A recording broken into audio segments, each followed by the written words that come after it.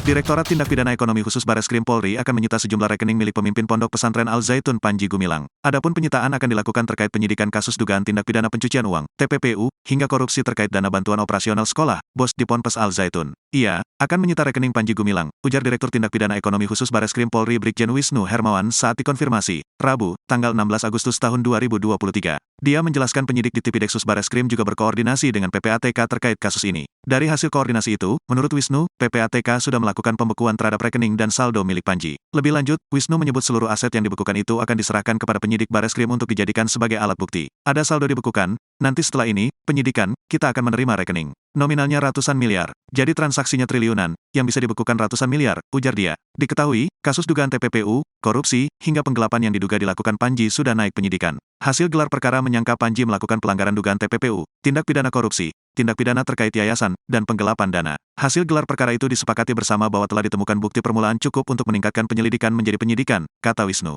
Panji disangka pasal 3 Undang-Undang Nomor 8 Tahun 2010 tentang TPPU junto Undang-Undang Nomor 28 Tahun 2004 tentang perubahan atas Undang-Undang Nomor 16 Tahun 2001 tentang Yayasan junto pasal 372 KUHP terkait penggelapan. Wisnu menjelaskan gelar perkara turut dihadiri dari pengawas eksternal baik dari Inspektorat Umum, Divisi Hukum Polri, maupun Divisi Propam Polri. Tak hanya itu, hasil gelar perkara juga mendapat masukan dari para keterangan ahli hingga Pusat Pelaporan dan Analisis Transaksi Keuangan, PPATK. Kami juga mengundang teman-teman dari PPATK untuk menyampaikan terkait transaksi dugaan TPPU tersebut. Kami juga dibantu dan didukung ada tim dari BPKRI, ujarnya. Selain diusut terkait kasus TPPU, Panji telah berstatus sebagai tersangka dan ditahan terkait dugaan penistaan agama, ujaran, kebencian, dan pemberitaan bohong pada Selasa, tanggal 1 Agustus tahun 2023. Kasus ini bermula dari adanya kabar di media sosial terkait kontroversi ajaran menyimpang yang diduga terjadi di Ponpes Al Zaitun. Atas perbuatannya ini, Panji dijerat pasal 14 ayat 1 UU nomor 1 tahun 1946 dan atau pasal 45A ayat 2 junto pasal 28 ayat 2 UU ITE dan atau pasal 156 A KUHP dengan ancaman maksimal 10 tahun penjara.